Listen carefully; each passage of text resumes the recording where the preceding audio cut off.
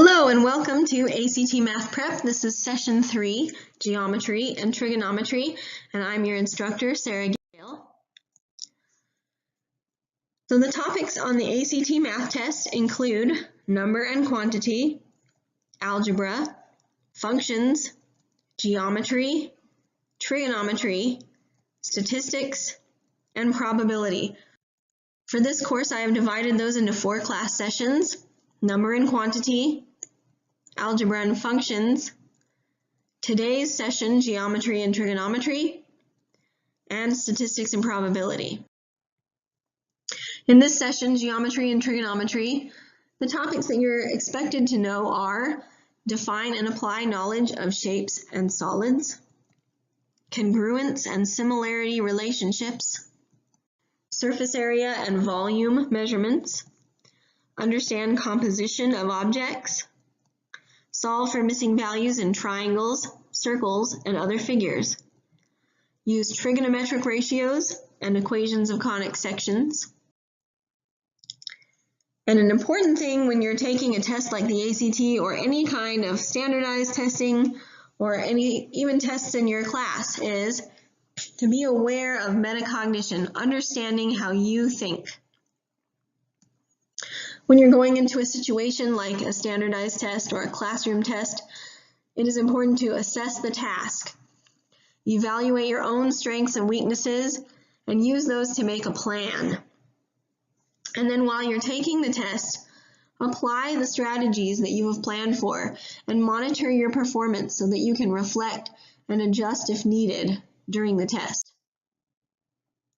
So be sure that you have gone into the Google Classroom and click on the Classwork tab, and you have downloaded the Session 3 Geometry and Trigonometry worksheet and printed it out.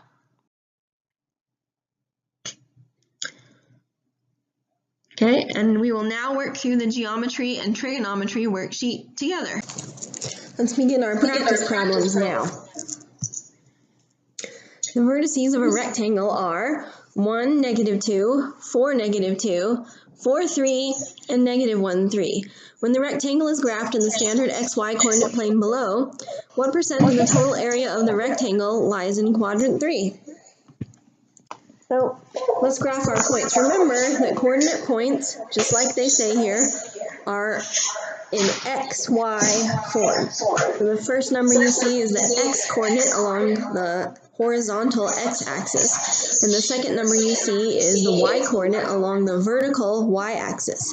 So our first point, -1, -2, you have to go left 1 on the x-axis and down 2 on the y-axis, and we see our point right there. 4, -2 is right 4 on the x-axis and down 2 on the y-axis. 4, 3 is right 4 on the x-axis and up 3 on the y-axis. And finally, -1, 3 is left 1 on the x-axis and up 3 on the y-axis. And now we can connect those dots to make our rectangle. So now the question asks, what percent of the total area of the rectangle lies in quadrant 3? You can see the quadrants here are labeled. And we have quadrant 3 down there on the lower left side. And the part of the rectangle that lies is just these 2 little squares right there.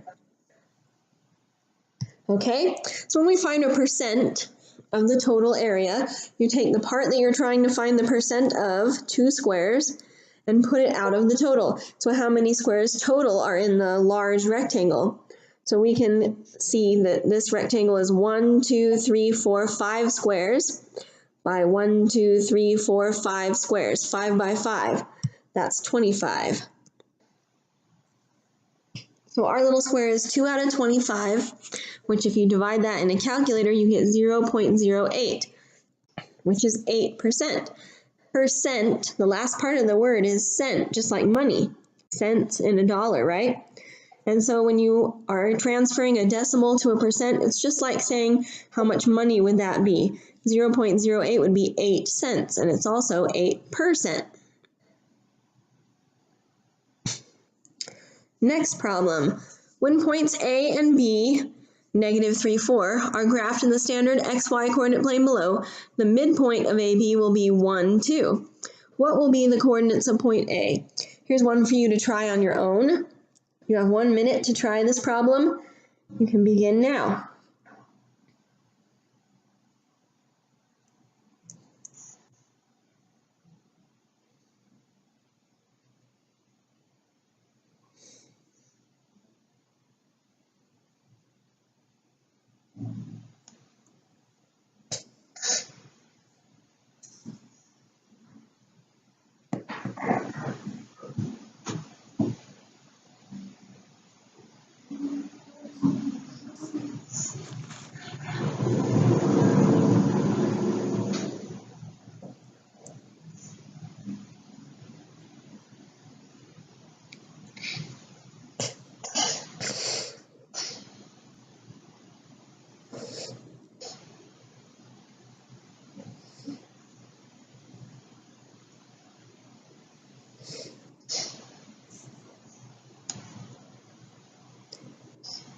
And that is 1 minute.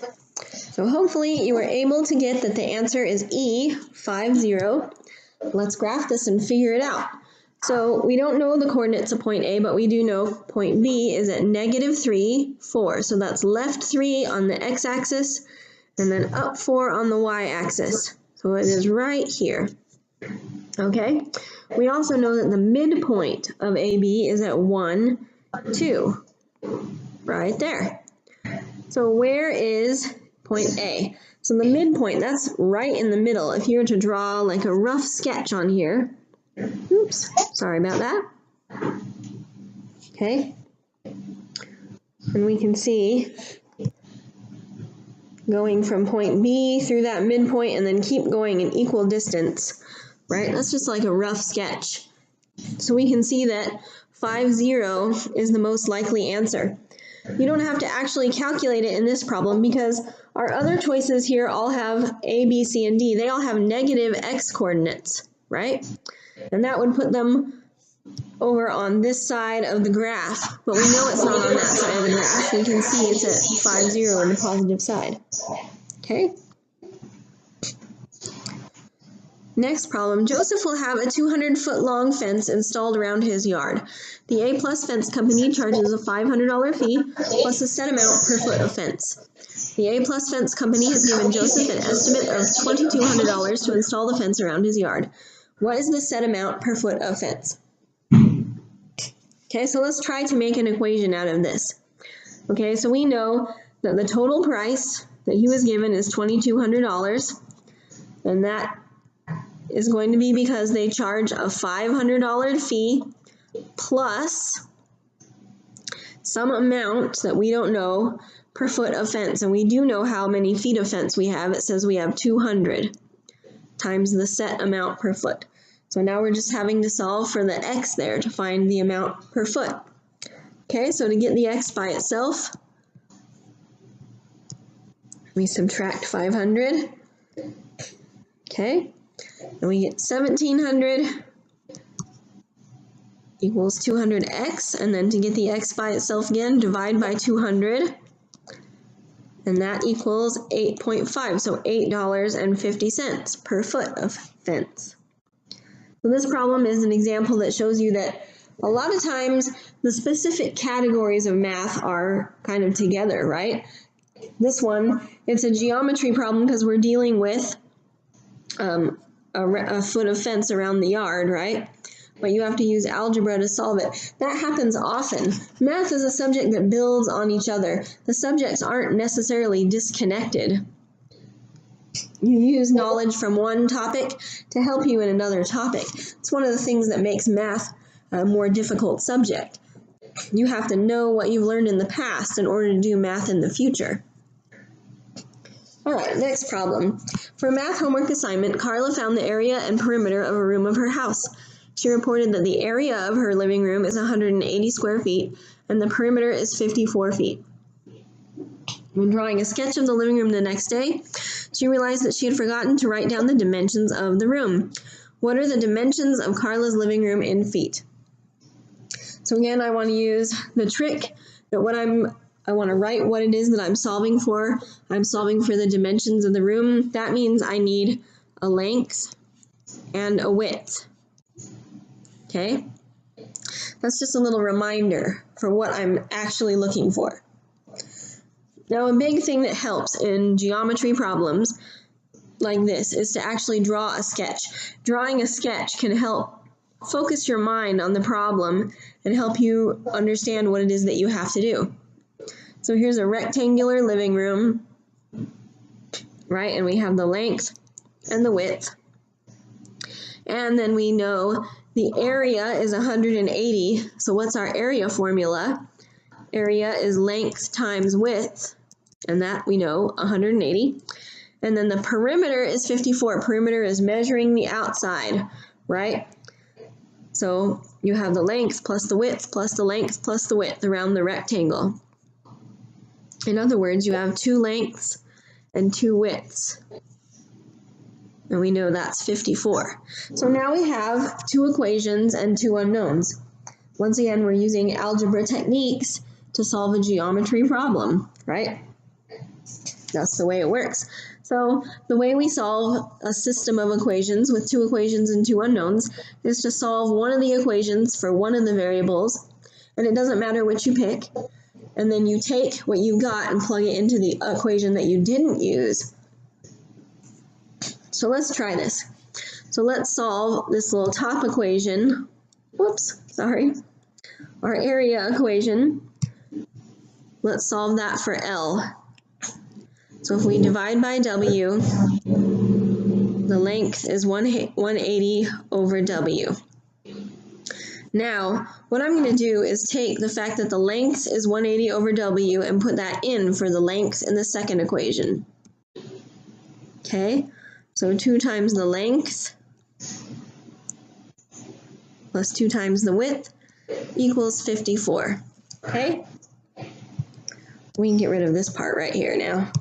All right, so here's kind of a trick. When you have this problem, you can multiply that 2 times the 180, right? But you're going to end up starting to get kind of big numbers. So something that I notice is there's a 2 here, and 54 is divisible by 2. It's an even number. So how about we just divide 2 out of everything, and then we have smaller numbers to work with. It's not quite so big. And then 54 divided by 2 is 27. Okay, now we do have one problem. We have a W in a denominator of a fraction. So if we want to get rid of that, we can multiply by W, but you have to be careful.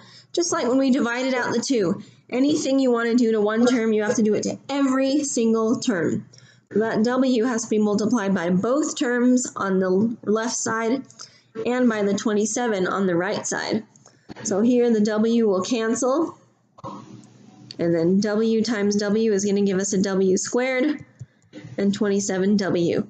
So now remember from your algebra, if you see variable squared like W squared, and then a single one and then a number, that should tell you immediately quadratic equation. And we can write it in order. W squared. Let's take that 27W on the right and subtract it over to the left side instead. And now we have a quadratic equation. Okay, and quadratic equations can be solved by factoring or by using the quadratic formula. You could also put this into the y equals of your calculator, putting in x's instead of the w's, and look for where the parabola hits the x-axis. So there are a few different ways you can solve.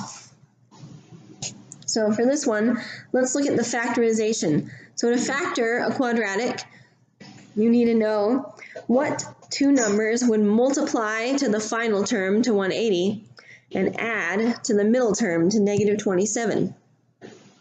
So if we think about what times what is 180, an obvious one is 18 and 10, but 18 and 10 adds to 28, not 27.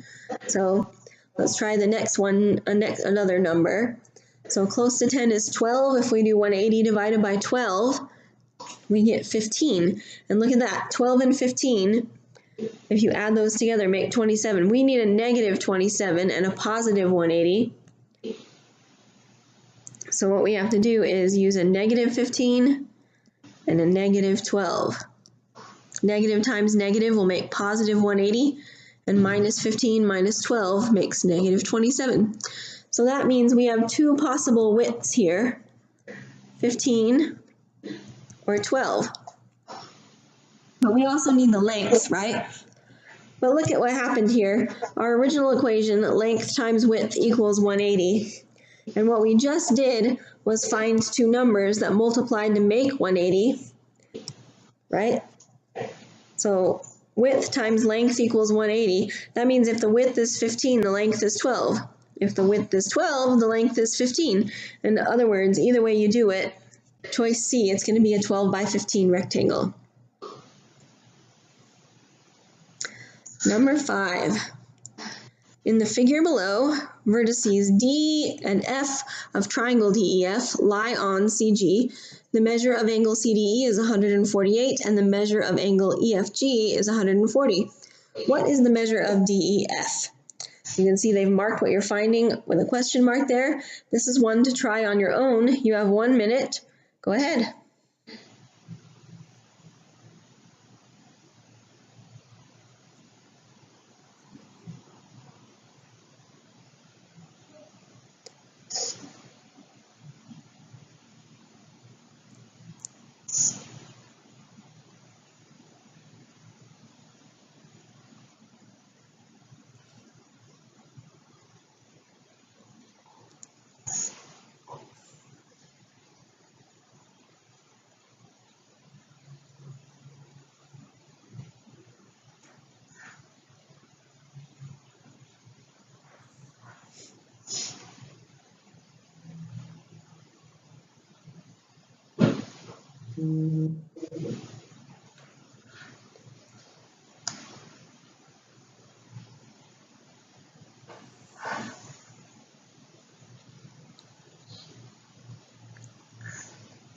And that's 1 minute.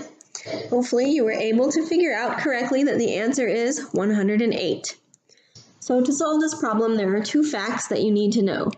One is that a straight line is 180 degrees. The other one is that oh my goodness, what happened? Sorry about that. The three angles of the triangle add to 180 degrees, right? Okay, so we're going to use these two facts here to solve this. So here at point D, that's going to be 180 degrees there. So this little angle inside, angle EDF, is going to be 180 minus 148. And that is 32 degrees. Over here, we also have a straight line at point F. And so angle EFD is going to be 180 minus 140, which is 40 degrees. Now we know that our missing angle, DEF, plus angle D plus angle F, they all have to add to 180, right? So our missing angle plus that 32 plus the 40 all have to add to 180 degrees. Okay? So 32 plus 40, you can just add that, and we get 72. And then subtract the 72 from 180 to get 108. Okay? Next problem. A company ships notepads in rectangular boxes that each have inside dimensions measuring 9 inches long, 9 inches wide, and 12 inches tall. Each notepad is in the shape of a cube with an edge length of 3 inches. What is the maximum number of notepads that will fit in one closed box? So, again, draw a picture, right? We have rectangular boxes. And they have dimensions measuring 9 inches long, 9 inches wide, and 12 inches tall. And then we're going to ship notepads in them, and those are cubes. So remember, a cube means all the sides are the same, and the length of a side is 3 inches. So if we imagine we have one inside here, right? And each of these are 3 inches. Okay, so what is the maximum number of notepads that will fit in one closed box? So the big box, we can find the volume. Volume is length times width times height. And the volume of that is going to be 972 cubic inches. We multiplied 3 dimensions, length, width, height. And so it's cubic inches. And then our small box is a 3 by 3 by 3, our little notepad. And that is 27 cubic inches. So now if we want to know how many of the little notepads will fit in the box, we can just divide. Right? Divide it on our calculator and we get 36. Choice E. All right. A 5 by 7 inch photograph was cut to fit exactly into a 4 by 6 inch frame. What is the area in square inches of the part of the photograph that was cut off? So again, I'm going to draw a picture. Right? So you have a 5 by 7 photograph. And we are going to cut off the edge so that it's 4 by 6. And we want to know what is the area of the part that was cut off, this little yellow area here, right? So drawing a picture helps you look at the problem and decide, right? So if I knew the area of the outside rectangle and I subtracted the area of the inside rectangle, I would have the yellow area left. So let's do that. The area of the outside rectangle is 7 by 5. The area of the inside rectangle is 6 by 4. And if we subtract those two, we know that 11 is their leftover area. Okay. A line contains the points A, B, C, and D. Point B is between points A and C. Point D is between points C and B. Which of the following inequalities must be true about the lengths of these segments? So when you see things like must be true or always true, things like that, that's basically doing a proof. You're doing a logic problem. We do a lot of proofs and logic in geometry, okay? So let's draw a picture again. So we have a line, and it contains the 4 points, A, B, C, and D. So let's put 4 points on our line.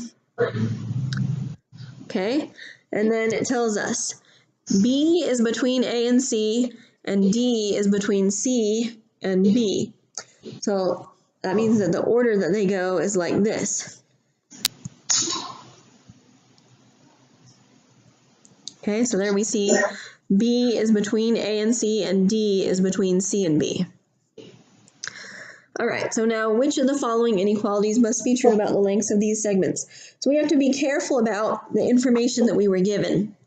They tell us point B is between and point D is between, but that doesn't say anything like equally between. They're not midpoints. It doesn't give us any information like that. That means that B is in between, but it could be anywhere in there. Right? So B could be really close to A. It could be really close to D, right? It could be anywhere in there. Same with D. D could be anywhere in there. The only thing that's going to stay the same is the order of these, okay? The order stays where they are, but you have to imagine AB could be really teeny tiny, right? So you have to imagine that those dots can slide around on the scale, right? So look at our little choices here. Okay, so that means that anytime you have something like AB compared to BD or compared to DC, right? There's nothing that you can say about which one's going to be bigger because those can slide around. Okay?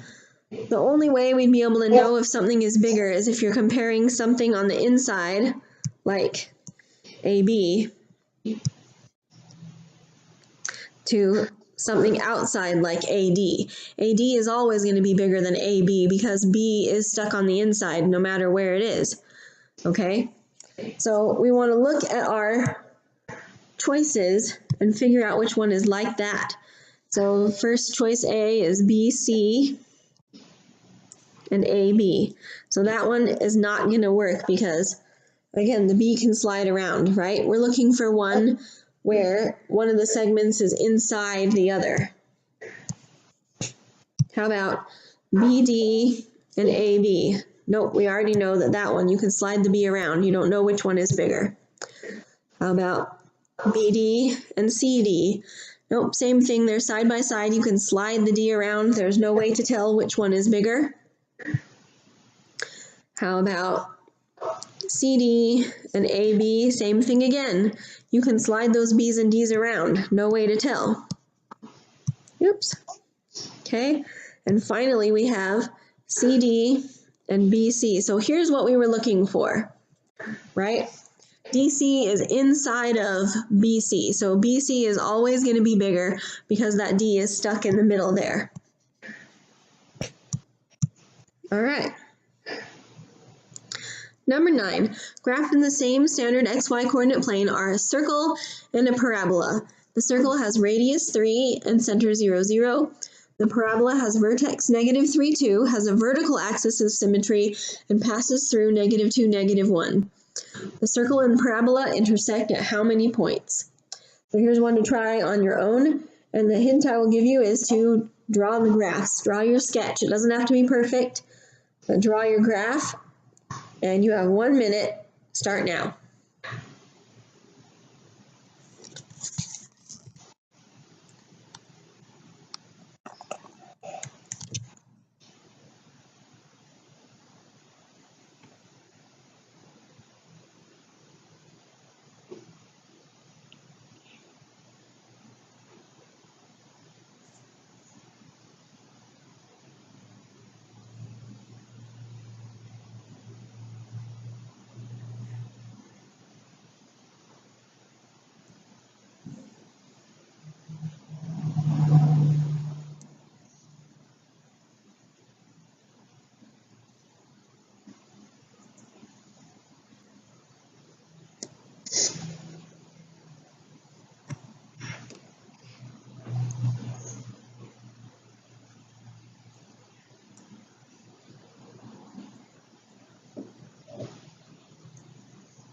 And that's 1 minute. And hopefully you were able to figure out that they intersect twice. Let's draw the sketch and see. So we have the XY coordinate plane, right? Circle has a radius 3 and a center 0, 0. So center at 0, 0. And a radius of 3. That means it goes out 3 all the way around. Okay? So of course it doesn't have to be perfect. So that there is at -3, 3, and -3, right? Okay, next we have a parabola with a vertex of -3, -2. So that's going to be right here, just outside the circle. It has a vertical axis of symmetry. That means it's symmetric right along this line here. And it passes through the point -2, -1. So the line of symmetry tells us that if it passes through that point -2, -1, it also passes through a point right on the other side, like if that line of symmetry was a mirror. Okay? And now we can connect the dots and make our parabola. And we can see that they intersect in 1, 2 spots. All right. The perimeter of rectangle ABCD is 96 centimeters. The ratio of the side lengths of AB to BC is 3 to 5. What is the length in centimeters of AAB? Well, again, let's draw the picture. So we have A, B, C, D, and the perimeter is 96. So if we added up all the sides, it's going to be 96. And then we also know that the ratio of the side lengths AB to BC is 3 to 5. Okay? So what that means is that the sides are not 3 and 5 long. They're a multiple of 3 and 5 long. So in other words, we can label AB as 3x and BC as 5x because they're both, it's 3 to 5. It means that they're a multiple of 3 and a multiple of 5. 3 times whatever and 5 times whatever is our length. Okay? Now because it's a rectangle, that means these opposite sides are the same. And to find the perimeter, we add them all up, right?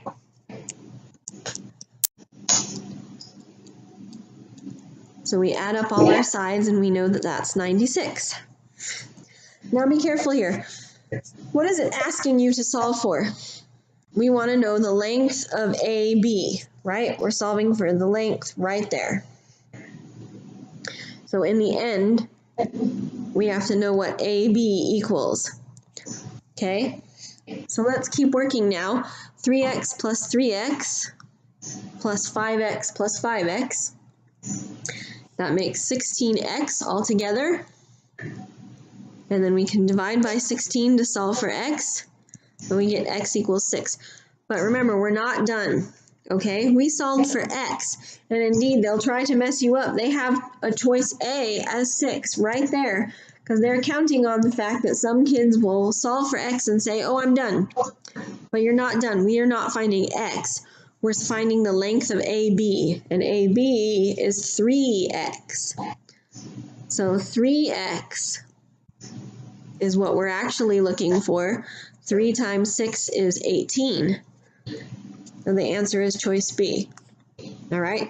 It's always really good to make sure you know exactly what it is you're solving for before you start. Give yourself a little reminder if you need to. All right, number 11. For triangle ABC shown below, base AC has a length of 16 inches and altitude BD has a length of 8 inches. The area of a certain square is equal to the area of ABC. What is the length in inches of a side of the square? So there are two ways you can look at this problem, okay?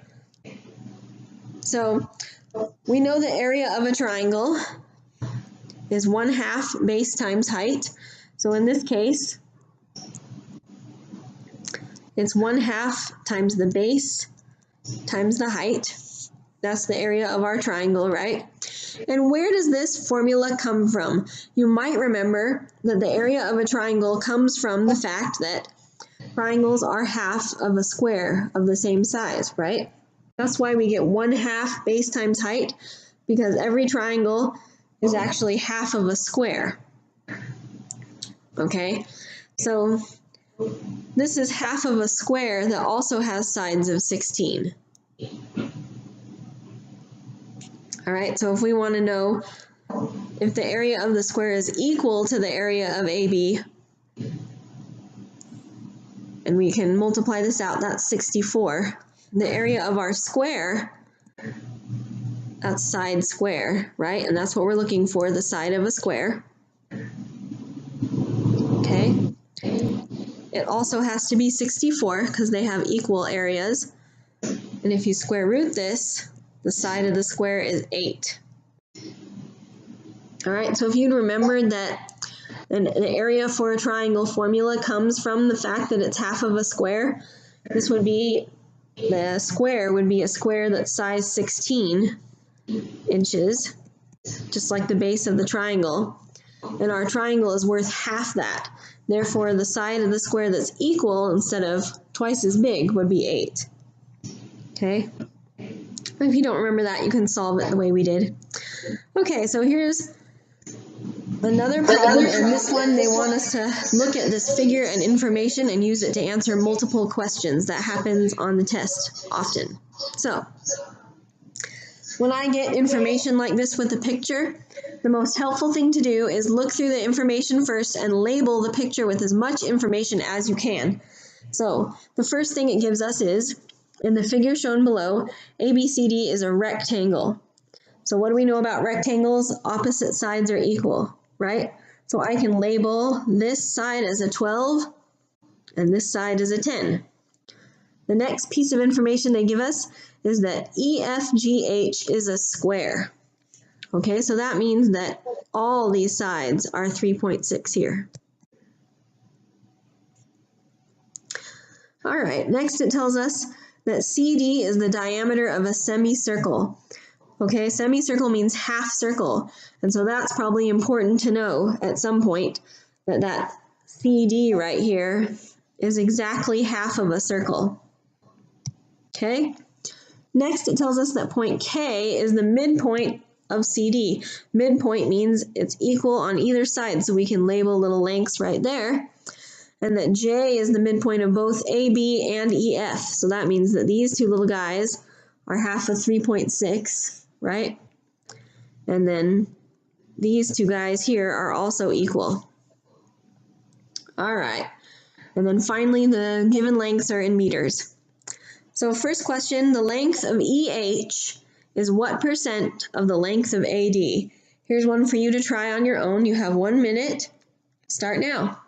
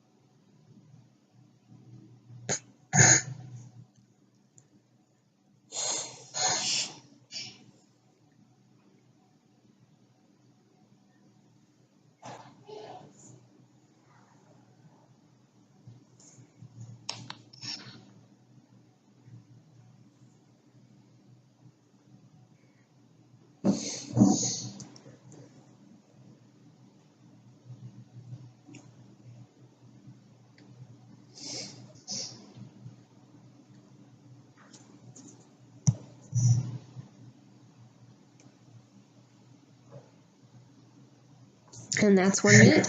Hopefully you were able to get that the answer is B, 30%. So remember to find the percent, it's the length of EH. So EH we labeled was 3.6 because we know that's a square. And then the length of AD is 12. Okay? So if we do 3.6 divided by 12 on a calculator, we get 0.3. Remember, if that was money, that would be 30 cents or 30%. So the same diagram, and it wants to know what is the length in meters of JD. So if we draw in JD here, we get a diagonal line. Now here's a big hint on geometry problems.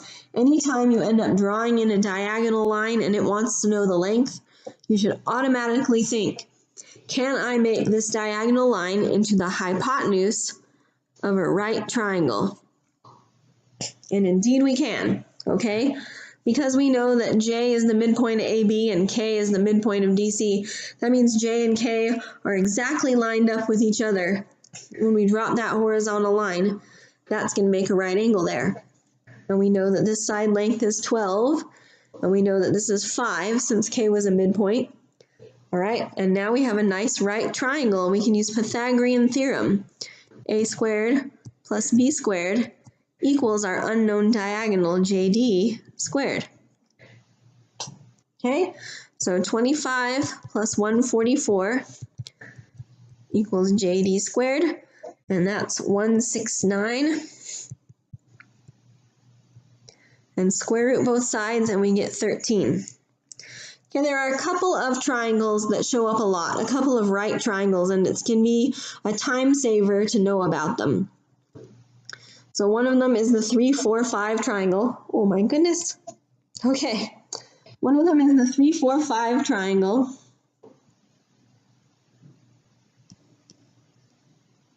Okay. That's a really important one to know. And then the other one, okay, this thing is freaking out. Okay. The other important triangle to know is this one, the 5, 12, 13. Okay, so if you can remember, if you see 3, 4, 5, you should automatically know that one. And then the other one is the 5, 12, 13. Okay, if you know that those are common right triangles that show up on the test, and when you come across them, you can say, oh, I see 5, 12, I know it's going to be 13. You can save yourself some time by not even having to solve. Okay, next one. What is the length in meters of arc CD? So we want to know the length along this arc right here. And remember that it told us that that was a semicircle. That means exactly half of a circle, okay? So The circumference is the length all around a circle, and circumference of a circle is pi times the diameter. We know the diameter of this guy, it's 10. So this guy is a half circle, which means its length is going to be half of pi times the diameter, right? Half of 10 is 5, so 5 pi. And you can see, if you looked at your answers ahead of time, you see that they all have pi in them. So you don't want to type pi onto your calculator and get a decimal. You want to keep that pi with the numbers so that it matches the format of your answers.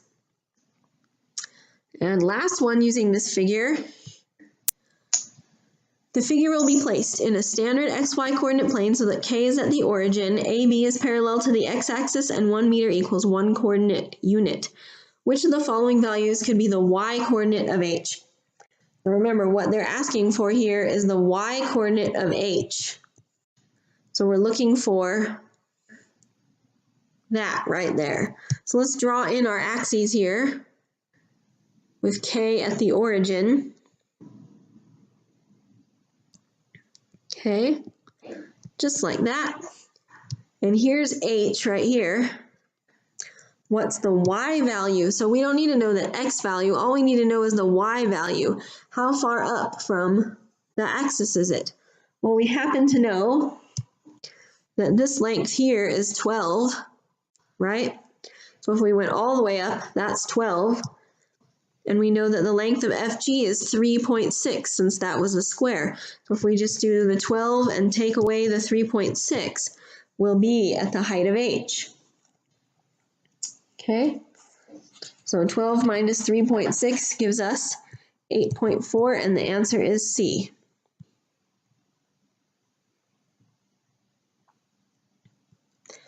Next one, what is the length in coordinate units of the altitude from C to AB in triangle ABC shown in the standard XY coordinate plane below? Okay, so you're going to want to draw in that altitude and then find the length. You have 1 minute to try this on your own. Go ahead.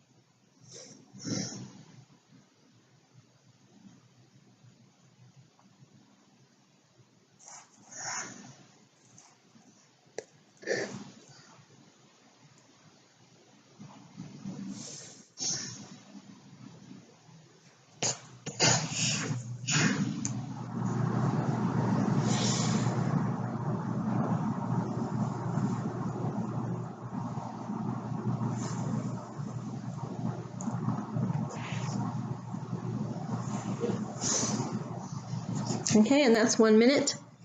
And hopefully you were able to figure out that the length is 3, choice A.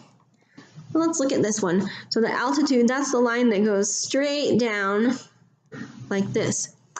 That means that that line is parallel to the y-axis. It's straight up and down, so we can easily find its length by looking at the y-coordinates from the bottom up to the top. It goes from a y-coordinate of 1 up to a y-coordinate of 4. That is a distance of 3.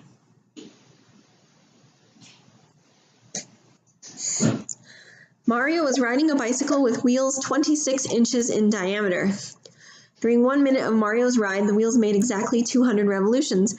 At what average speed in feet per second was Mario riding during that minute? So this problem has a part that can really throw you off. And the reason why is the original information they give you is 26 inches, 1 minute.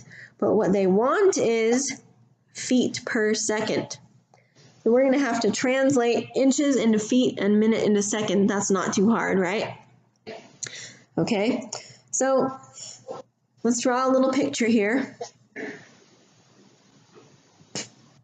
His wheels are 26 inches in diameter, and the wheels make revolutions as they go around, okay?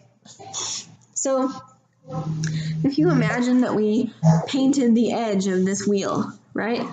So if we painted the edge of this wheel and then rolled it 1 revolution across the ground, it would make a line of paint along the ground that is exactly as long as the diameter of that circle, right? Diameter is pi, or the circumference is pi times the diameter. So in other words, this line of paint would be 26 pi inches long for 1 revolution. Okay? But we don't want inches, we want feet, right? We want feet. So we know that there are 12 inches in a foot. So 12 inches in 1 foot. We went 26 pi inches. We want to know how many feet is that, right?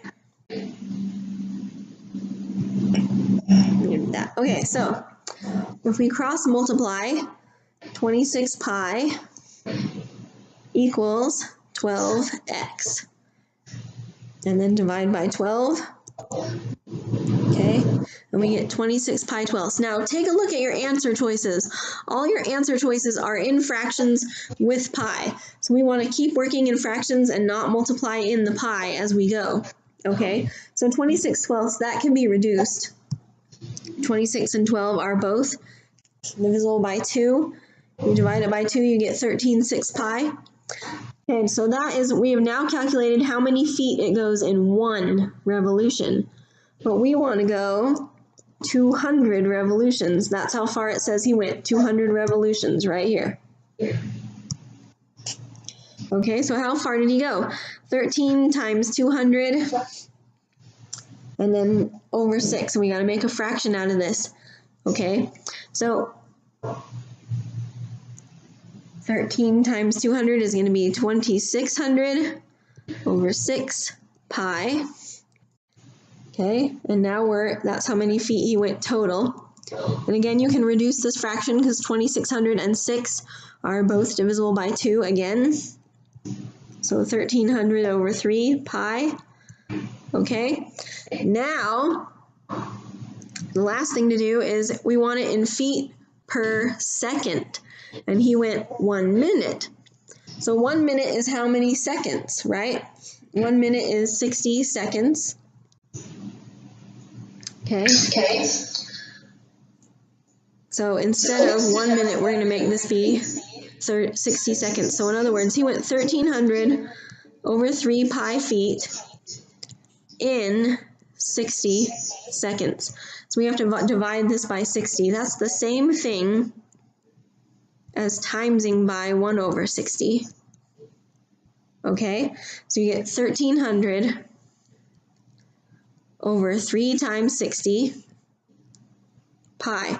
And then again, we can reduce this fraction one last time, right? You can cancel out a 0, and then 130 and 18 are both divisible by 2, and it ends up being choice A, 65 over 9 pi. That was a tricky one. That was probably the trickiest one in this problem set. Watch out really closely, though, for things like that when they give you your information in one format, like inches and minutes, but they want your answer in another format, feet per second. All right, watch out for that kind of stuff. Okay.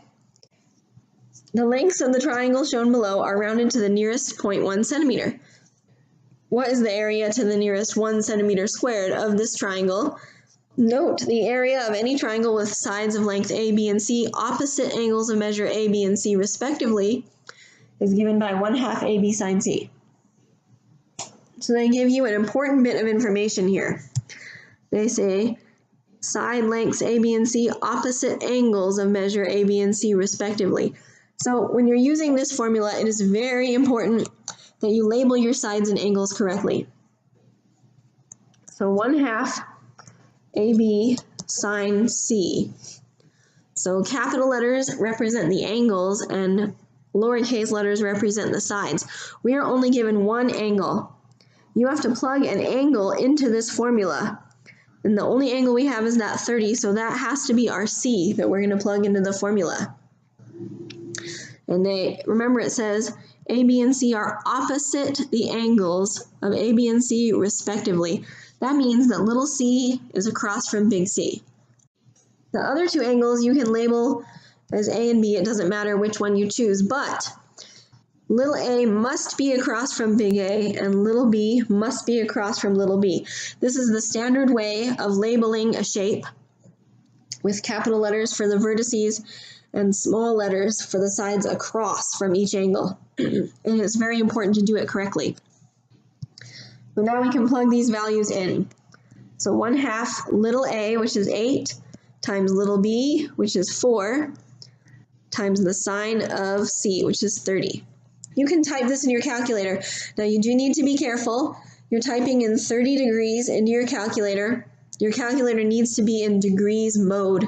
So somewhere in your calculator should be like a mode button of some kind, and you'll have two options, one that's radians or RAD, it's shortcutted often, and then degrees, which was sometimes DEG. Make sure you're in degrees mode, otherwise when you type this in, you'll get the wrong answer, okay?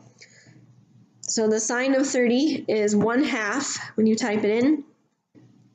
And then half of 8 is 4 times 4 again. So this is 16 times 1/2 or 8.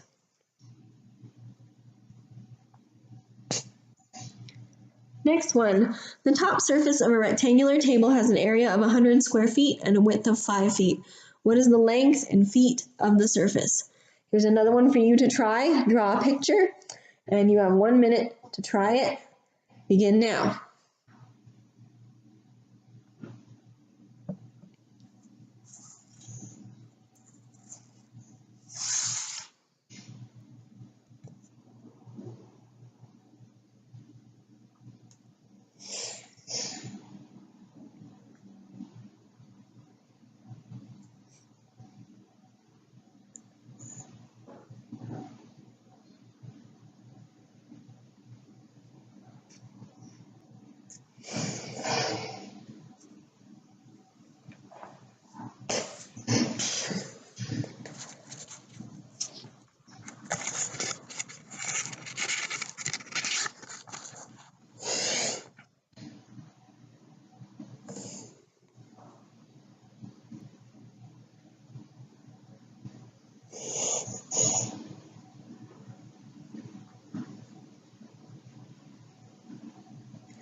And that's 1 minute. Hopefully you were able to find the answer is C20. So always draw a picture. So it has an area of 100 square feet and a width of 5. What is the length? All right, so we know our area formula is length times width equals the area, right? Divide by 5 to solve for the length, and it is 20. That one was not too hard. Next one, a formula for the volume of a right circular cone is volume equals 1/3 pi r squared h, where r is the radius of the base and h is the height of the cone. Using 22/7 as an approximate value for pi, which of the following values is closest to the volume in cubic inches of a cone with height 28 inches and radius 6 inches? Okay, so what this means is we have a cone and we have a radius of 6 and a height right there of 28, and then we have our volume formula. So let's plug in our values. So 1/3 times pi, and they told us to use 22/7 as an approximate value for pi. So we're going to put that in, times our radius squared times our height. Okay? And then I have this fraction 22/7, but when I look over at the answer selections, none of those have fractions in it, so that means I don't need to keep that 22/7 as a fraction if I don't want to, right? So in my calculator, I don't have to keep the 1/3 and 22/7, right? 1 times 22, 3 times 7, 6 squared, and 28. So I can type 22 over 21 in my calculator, and you get this big decimal, and then we're going to times that by 36, and you get another big decimal, but it's fine. And we're going to times that by 28, and I get 1056. Okay? Next one. In triangle ACD below, B is on AC, E is on AD. The measure of angle CAD is 28 degrees, and AD is perpendicular to both BE and CD. What is the measure of angle CBE? Okay, and they have labeled everything that they told us already in the picture. We have those little square marks at E and D to mark that they're perpendicular. So just like the first problem we did, we're going to use the two facts that a straight line equals 180 degrees and that the angles of a triangle equal 180 degrees. Okay, we can solve for this guy right here because we know two of the angles of the triangle, 28 and 90, we know those have to add to 180, right? So 28 plus 90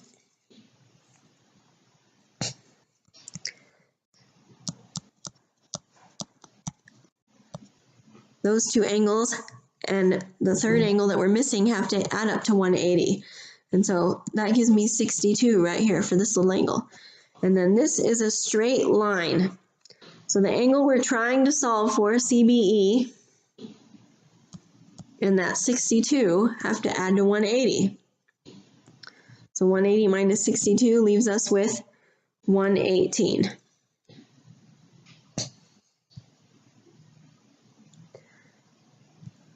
Next one.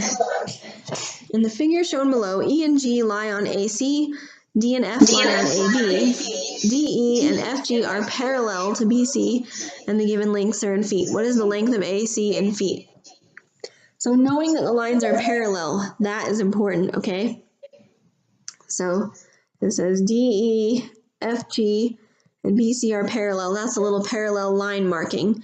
When you have parallel lines like that, and lines crossing through them, such as AB and AC, it makes equal angles. Those are part of what's called the parallel line postulates. In other words, these three angles, D, F, and B, are all equal. And these three angles, E, G, and C, are all equal. Okay? And when you have triangles where all the angles are equal, that means that you have similar triangles. That means not the same size, but it means that their sides are going to be proportional. Okay, so if we kind of take this apart, you have that little triangle on top, A, D, E, and we know the length of the two sides here. And we're trying to find the length of AC in the big triangle here. Because of those parallel lines, we know that the angles of the two triangles are equal, and therefore these triangles are proportional. We're trying to solve for this value right here.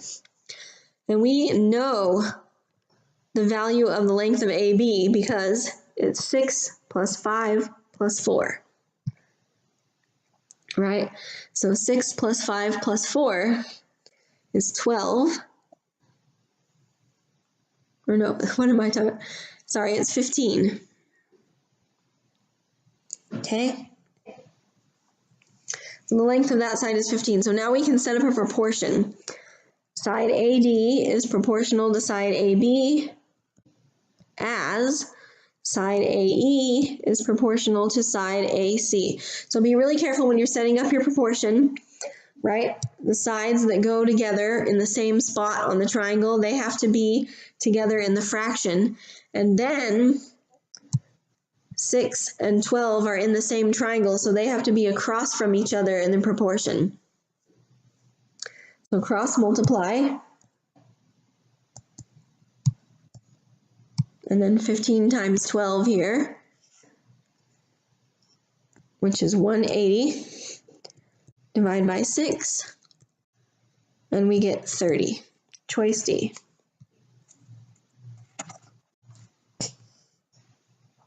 Okay. The rectangle shown below is partitioned into 3 triangles, 2 of which are shaded. What is the total area in square inches of the 2 shaded regions? So this is really similar to the problem we did with the photograph that we cut, right?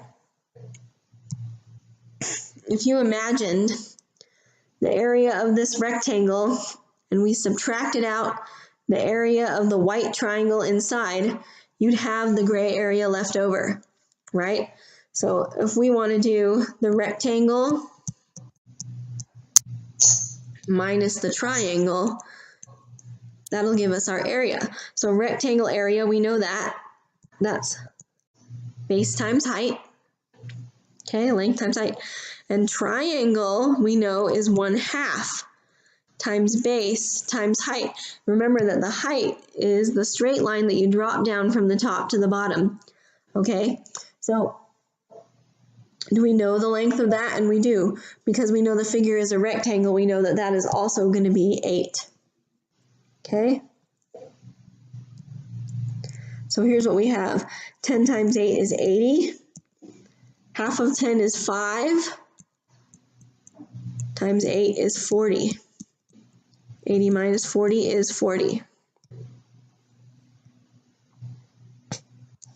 Okay. A parallelogram has a perimeter of 84 inches and one of its sides measures 16 inches. If it can be determined, what are the lengths in inches of the other 3 sides? So here's another one for you to try on your own. Draw a picture, label it, and see if you can get this. You have 1 minute to solve. Begin.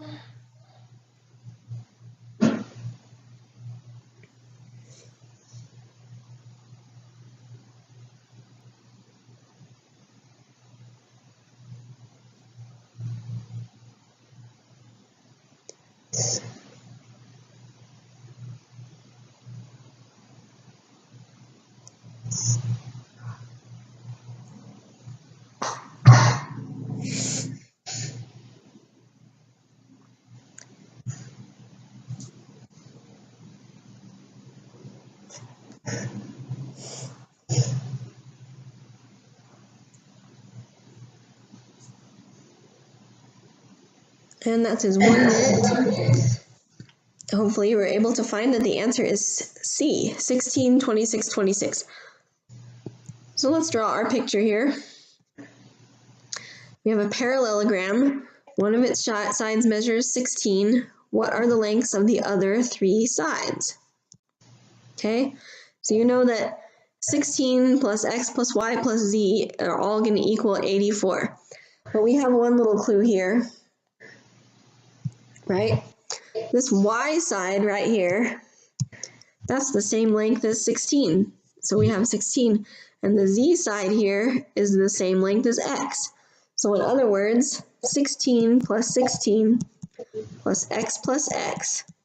equals 84. Okay, so we already know that one of the sides has to be 16. All right, so add that together.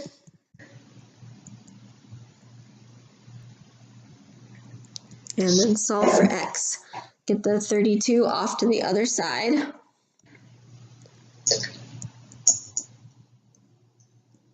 And then divide by 2. And we get 26, okay? So we have this side that's 16, and then 26 and 26. So our other sides are 16, 26, 26. Next problem. In the figure below, all of the small squares are equal in area, and the area of rectangle ABCD is 1 square unit. Which of the following expressions represents the area in square units of the shaded region? All right, so what we know here is that the area of the rectangle is 1 square unit. That means that the length times the width equals 1, okay? What we're looking for is the area of the smaller rectangle here. So if I make points here and here and call them E and F, what I'm looking for in the end is AE times AF. That's what I'm looking for. All right, and notice that the answer choices, they're in fractions, and they've left them as a length times width format, right? Okay, so when I see this, I see I can make proportions out of this, okay? Our side AD and our side AE, those can be proportional to each other, okay? So AD uses up 4 squares.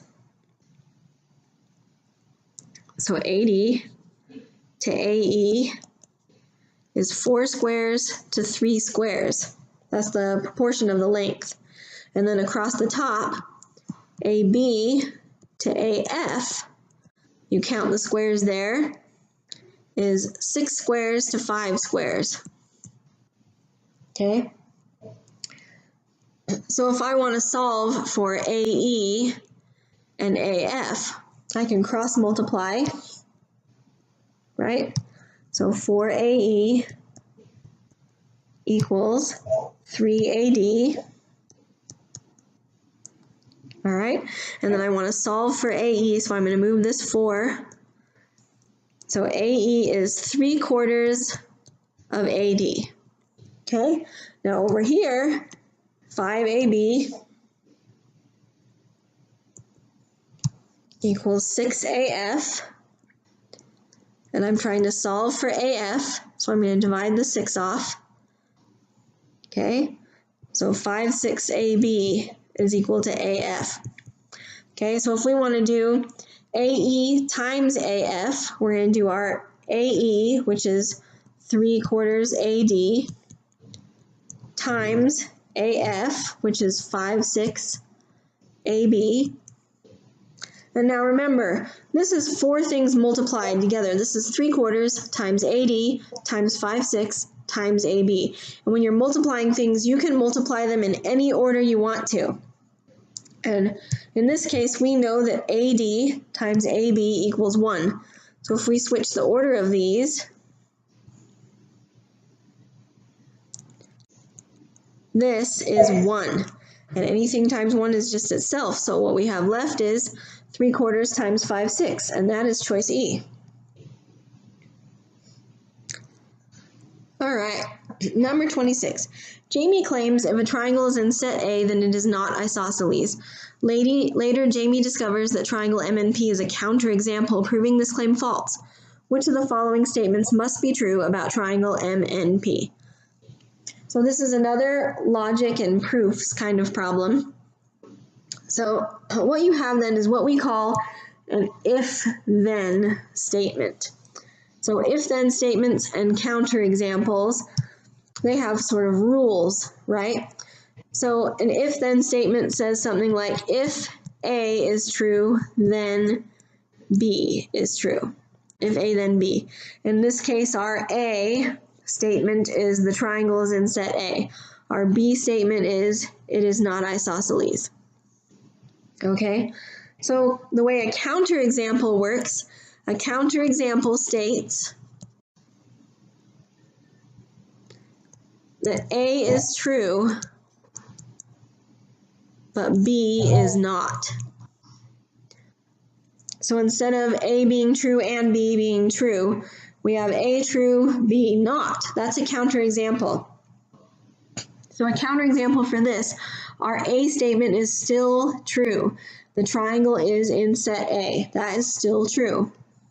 Okay? So it's in set A, still true. But the B statement is no longer true. So the B statement, it is not isosceles, is no longer true. So the opposite of not being isosceles is isosceles. So the counterexample we're looking for is in set A and is isosceles, and that is choice A. Okay. We have another problem that gives us information and a diagram to use to solve multiple questions. So we have our parallelogram graphed in the standard XY coordinate plane below.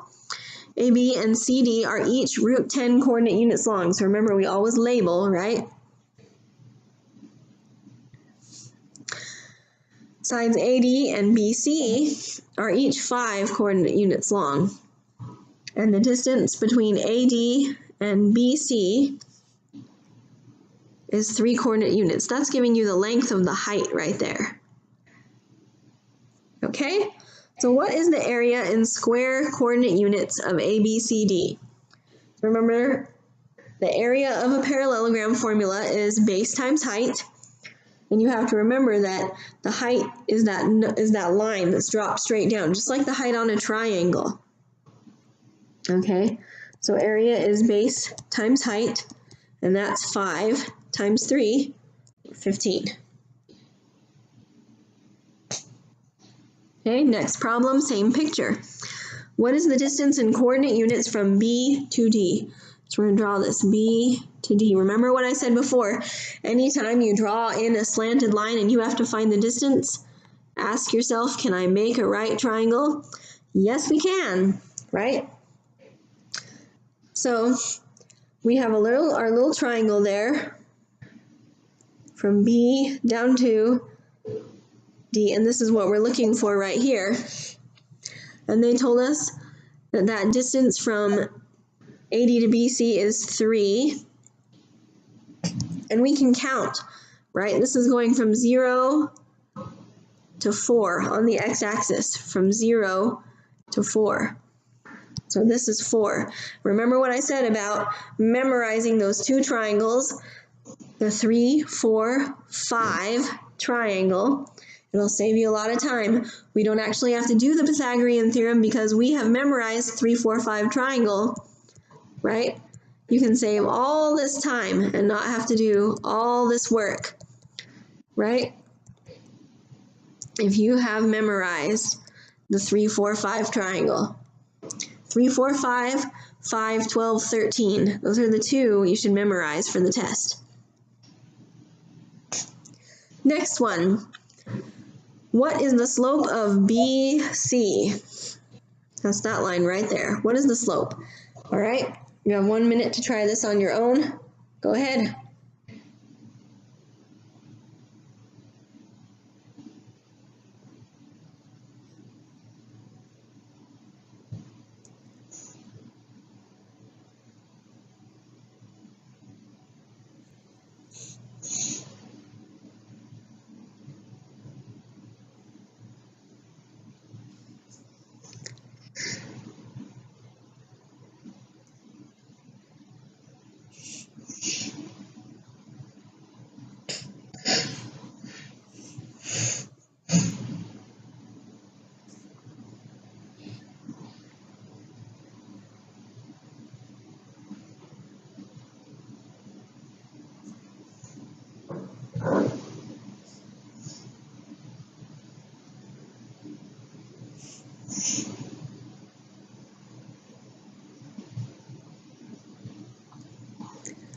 And that's 1 minute. All right, and hopefully you were able to get that the answer is A, 0.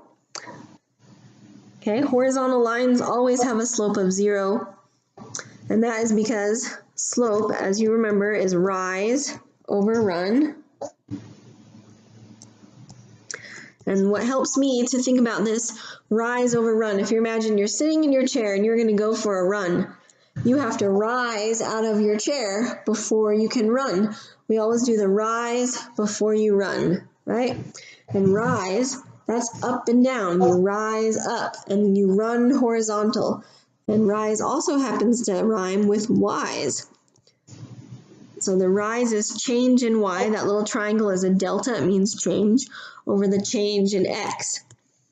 So in this problem from B to C, we're not rising at all, right? And then we're running from 0 to 5. But 0 divided by 5 is 0. Our slope is 0. So horizontal lines always have a slope of 0. Vertical lines are going to have an undefined slope because then your 0 would end up on the bottom, and you can't have 0 in the denominator of a fraction. Okay, last problem with this picture. Parallelogram ABCD will be reflected over the y-axis. What will be the coordinates of the image of A? Okay, so we're going to pretend like this y-axis here is our mirror, like a mirror, and you're going to reflect point A over that mirror. So the image is going to end up exactly on the other side of it, and that's at positive 1, 1, choice D. Okay, number 31. G asked 90 students to choose one favorite fruit from 4 options. G has begun to represent the results in a circle graph below. Peaches were chosen as the favorite of 15 students. Apples, bananas, and strawberries were each chosen as favorites by an equal number of the remaining students. What must be the measure of the central angle in the graph for bananas? Okay, so let's sketch it in. We know that there were 4 fruit options, and the remaining 3 besides peach that he graphed got an equal number of students. So, just kind of sketch it in, right? So you have apples, strawberries, and bananas. We're trying to find the measure of the angle right there for bananas. So how many kids chose bananas, right? So there were 90 students. 15 of them chose peaches, which leaves 75 left over. And those were equally divided by the remaining 3 fruits, which means each of these have 25 that chose them. Okay? So remember, a circle has 360 degrees all the way around. So a portion of a circle, or a central angle, is going to be proportional to the circle. Okay, so there were 90 students, and they take up all 360 degrees of the circle. 25 students chose bananas. How many degrees of the circle is that, right? So see, I've lined up students with students on top of the fraction and angles with angles on the bottoms of the fractions. And now we cross multiply to solve. 90x, 360 times 25, and that's 9,000. Divide by 90, and we get that our angle is 100 degrees. Choice A. Number 32. A 3-inch tall rectangular box with a square base is constructed to hold a circular pie that has a diameter of 8 inches. Both are shown below. What is the volume in cubic inches of the smallest such box that can hold this pie? This is another one for you to try on your own. Label that pie box and you'll be able to figure it out. 1 minute. Go ahead.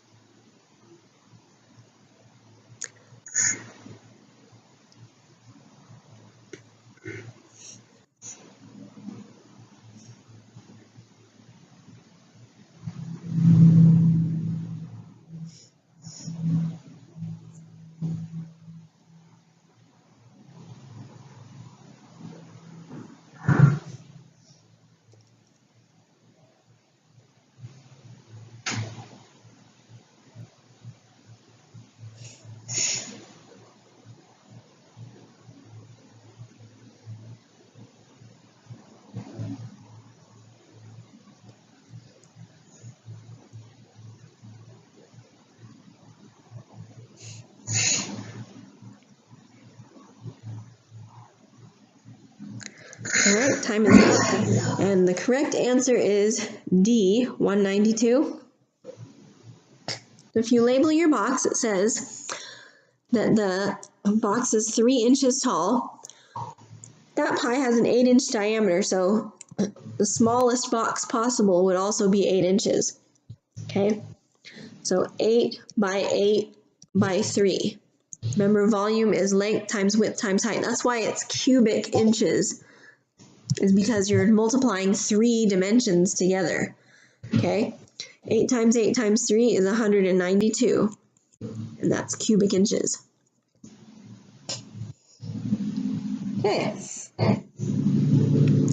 In the figure below, line M is perpendicular to line N, and both lines intersect Q at the same point. The measure of angle 1 is 3x minus 10, and the measure of angle 2 is 2x plus 10. What is the measure of angle 3? So they've given me x's in here, so I know I'm going to be solving for x at some point. But I'm going to remind myself that x is not the end of what I'm looking for. I'm trying to find the measure of angle 3. So angle 1 is 3x minus 10, and angle 2 is 2x plus 10. So let's look at this picture. They told us that M and N are perpendicular. That means they make 90-degree angles, not just where they marked, but all the way around. All 4 of those are going to be 90 degrees. That means that angle 3 and angle 2 add up to 90 degrees there. Okay? So if you imagined, they've drawn that kind of straight looking, but if you imagined you have the two 90-degree lines like that, what if our line Q was slanted a little bit? So you can see that when you have something like this, the opposite angles here are equal. Those two are equal. These two are going to be equal. Okay? So our angle 2 is going to be equal to angle 1. Okay? So we can take our angle 2, 2x plus 10, and set it equal to angle 1, 3x minus 10. Solve for x. Okay? So let's get our x's together on the same side. And then get the 10 so that the x is by itself and we get x equals 10. So if x equals 10, we can put 10 in here for angle 2. 2 times 10 plus 10. Okay, 2 times 10 is 20, plus 10 is 30. So angle 2 is 30. And remember, angle 2 plus angle 3 equals 90. So 90 minus 30 is going to be our angle 3, and that is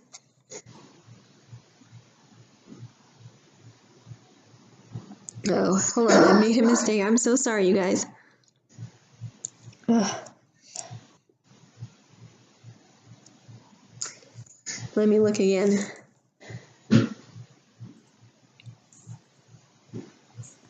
Oh, I didn't mess up.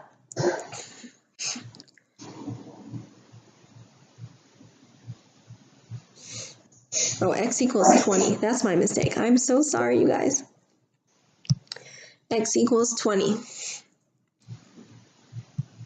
Okay. So really, it's 2 times 20 plus 10, which is 50. Okay, so now we got it right.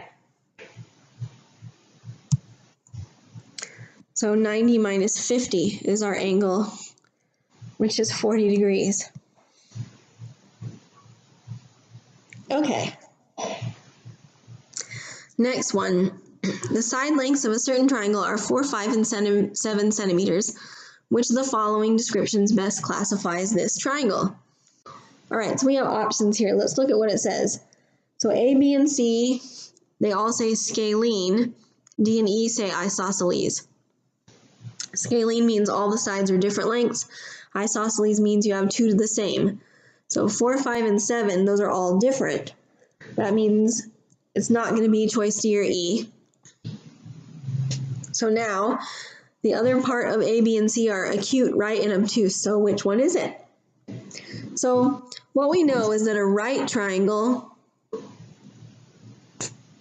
will follow the Pythagorean theorem, right?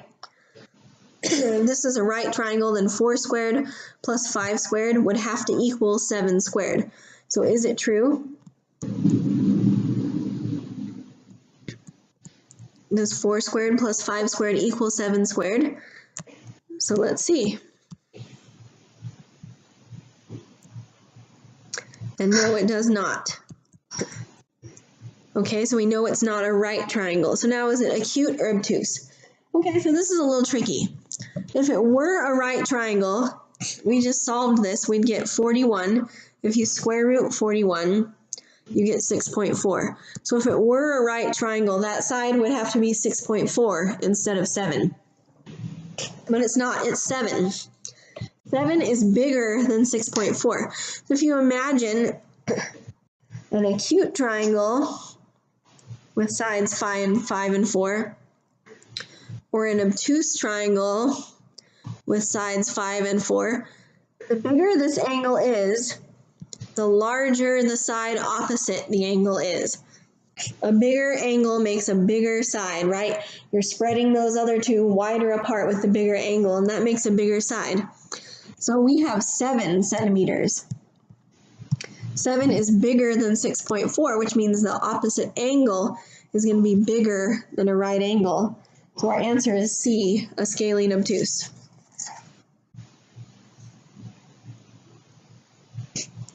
Next one.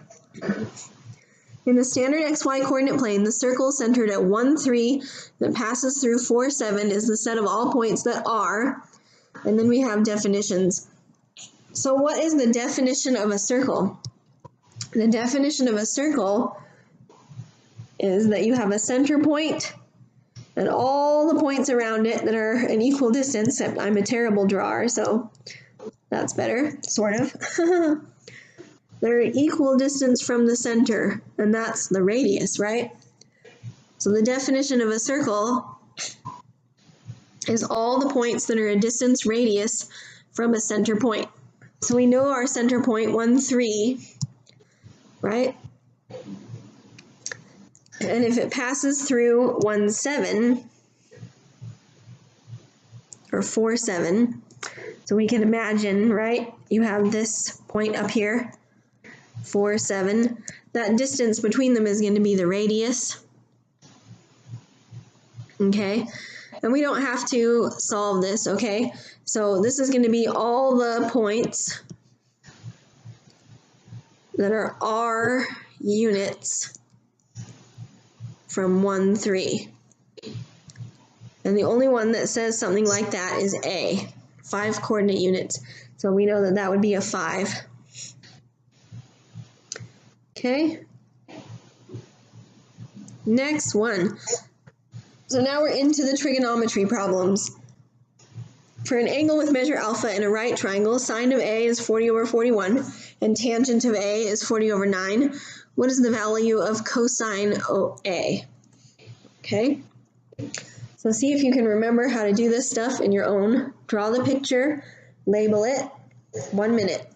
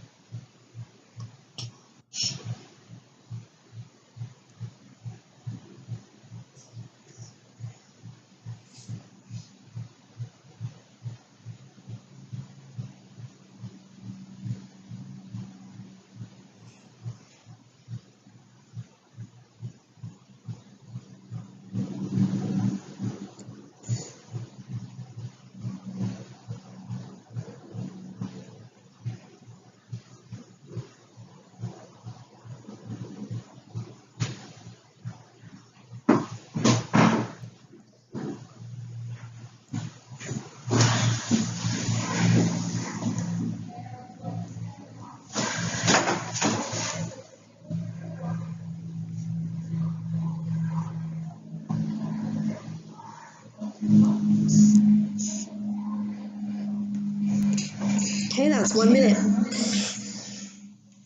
And hopefully you're able to get that the answer is A. So in trigonometry, there is a secret word of trigonometry that helps us solve for sine, cosine, and tangent in a right triangle. And that secret word is SOHCAHTOA. You maybe have hopefully heard it before. Oops, sorry. So SOHCAHTOA tells you the ratios of sine, tangent, and cosine on a right triangle. So you have a right triangle, you have your hypotenuse across from the right angle, and then you have your little angle alpha down there. You have a side that's opposite the angle, and you have a side that's adjacent or touching the angle. Okay? So SOHCAHTOA tells us that the sine of the angle is opposite over hypotenuse. The cosine of the angle is adjacent over hypotenuse. and the tangent of the angle is opposite over adjacent. Okay, so on our problem, it tells us sine is 40 over 41. So that's 40 opposite over 41 hypotenuse. And then it says tangent A is 40 over 9. Tangent is 40 opposite, which we already have, over 9 adjacent. So now we know all the lengths of the sides of our triangle. So what is the value of cosine? And SOHCAHTOA tells us that cosine is adjacent, which is 9, over hypotenuse, which is 41. Choice A. So memorize that, SOHCAHTOA. Next one. What is the amplitude of the function 1/2 cosine 3x plus pi? So sine and cosine graphs, they both look like this. They go in waves. Yeah, and I really wish I was better at drawing, but you know, it's fine. So they both go in waves, and you have two things that are interesting in sine and cosine graphs. Okay, so first you have this distance here, right? From the little center up to the top of the hump of a sine and cosine, and that is your amplitude.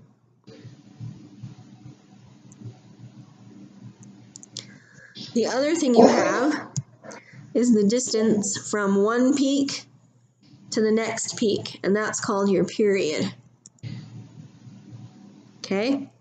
In this case, we're looking for amplitude, and it turns out that the absolute value of the number in front of the sine or the cosine is your amplitude. It's absolute value because amplitude is a measure of distance, which is always positive. Okay?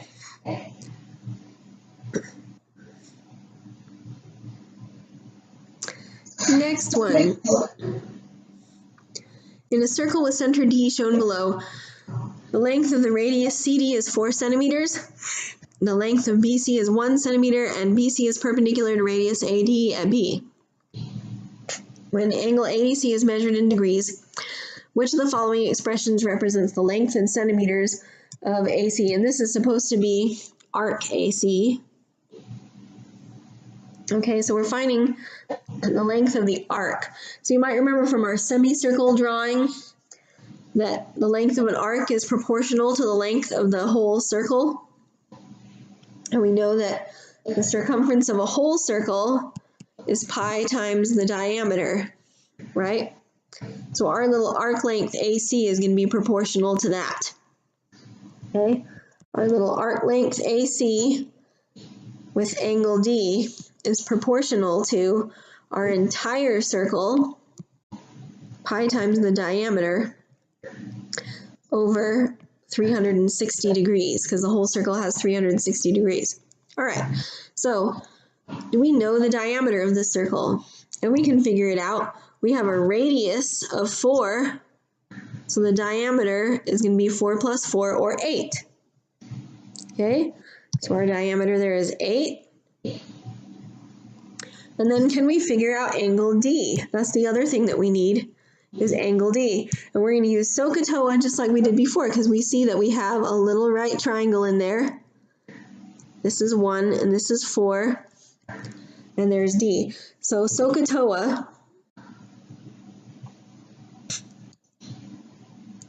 if we're looking at angle D, the two sides that we know are the opposite side and the hypotenuse.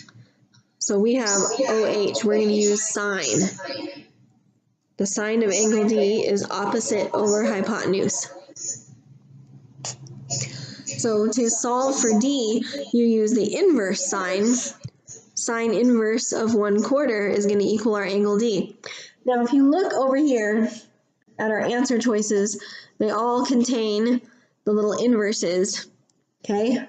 But B contains a cosine inverse, and so does D, and E contains a tangent. So we know that the answer is either going to be A or C. Okay? So now let's continue figuring this out. So we just figured out that angle D here is the sine inverse of 1/4. So now we can cross multiply with this proportion. Arc AC times 360 equals 8 pi times sine inverse 1/4. Divide by 360.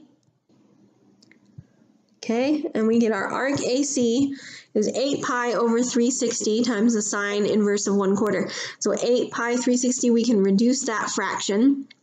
8 and 360 are both divisible by 8. And so we get 1 pi over 45 sine inverse 1/4, or choice A. Okay, next one.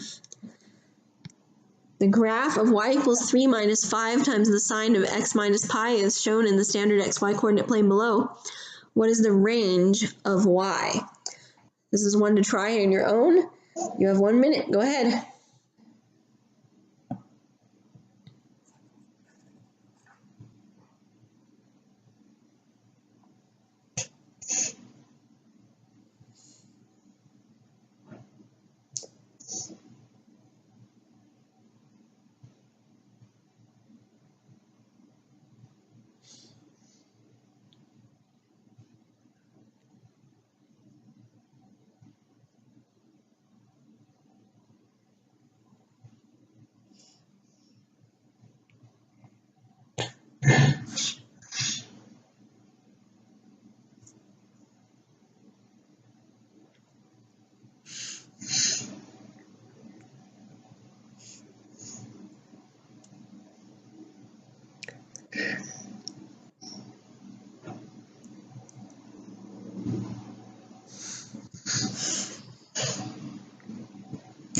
And that is 1 minute.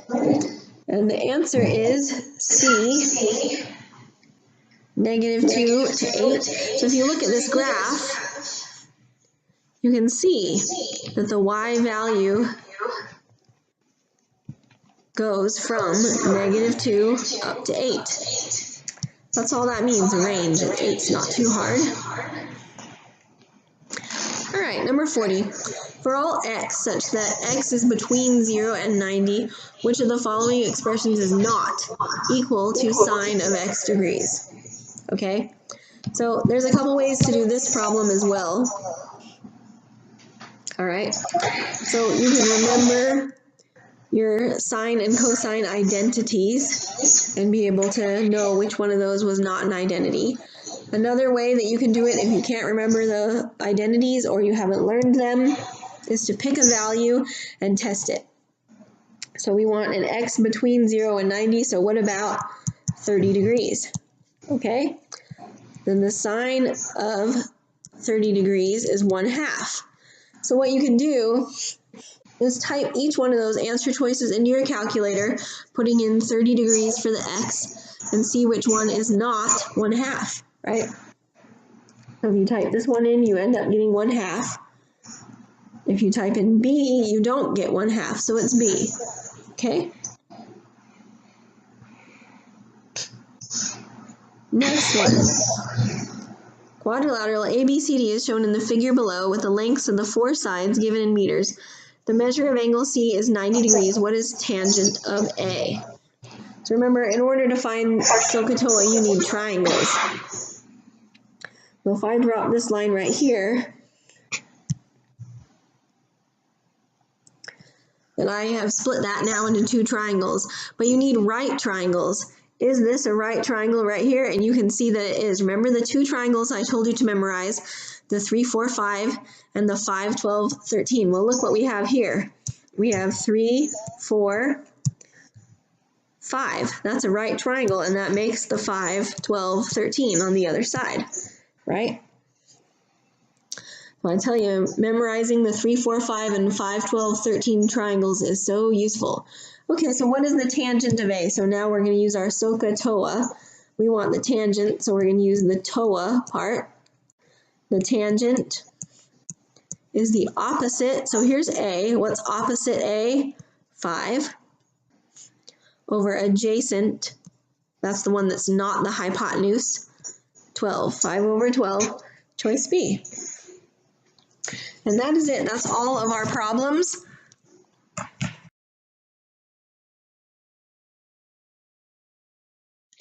And so now it's time to reflect metacognitively on what we've done today. So first, assess. What strategies did you learn for solving geometry and trigonometry problems? And evaluate. Which problems were easy and which were hard? What are your strengths and your weaknesses here? And finally, make your plan. What will be your plan of attack for geometry and trigonometry problems on the ACT test? Are you going to plan to memorize SOHCAHTOA and the 3, 4, 5, and the 5, 12, 13 triangles? What kind of plan do you have for your time management? Everything like that.